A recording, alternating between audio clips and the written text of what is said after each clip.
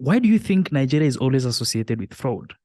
I think it's an unfortunate sequence of accidents that makes it such that Nigeria is viewed as a jurisdiction that is specially linked to fraud. So if you look at the actual data, globally, Nigeria is not even, I think, in the top 12 or the top 13 countries for internet fraud globally. However, what Nigeria does have that most other countries don't have is cultural tendency to be very loud, right? So when the North Koreans or the Russians or the Americans or the Chinese, who are by far bigger in the global cybercrime space than Nigerians are, when they are doing their scams worth billions of dollars, you don't hear anything about it. They keep everything they do very quiet. They don't drive flashy cars. You don't see them, right? Even if they live ostentatious Instagram pages. They keep a low profile. Exactly. In Nigeria, however, you have a guy like Ramon Abbas, who you might know as Hush Puppy, who does a scam for maybe $10 million, right? Which, I mean, in personal terms, $10 million is a lot of money.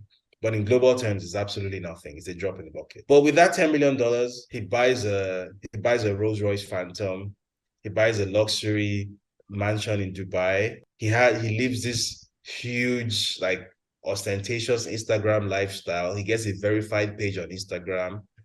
He's always showing off this Cartier watch or something. He's just constantly attracting attention until people inevitably start to ask, what does this person do for a living? And then inevitably the answer that comes back is this person is into cybercrime. So when you have 100, 200, 300, 1,000, 2,000 such people who associate Nigeria with fraud, with cybercrime. Meanwhile, in actual financial terms, Nigerians are a drop in the bucket. Like they're absolutely nobody. But because culturally, Nigeria is very different to most other African countries in terms of just our sheer loudness. We have very, very, very loud people.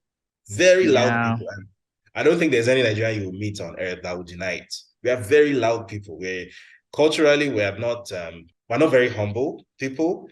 We can be quite aggressive, can be quite overbearing, can be quite domineering. We always like to have our point of view heard.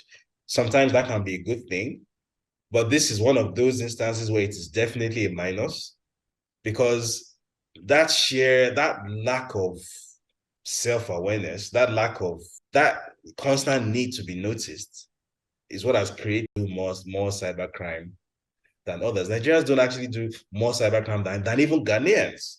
But again, it's just that thing of who makes the most noise, Who's loud?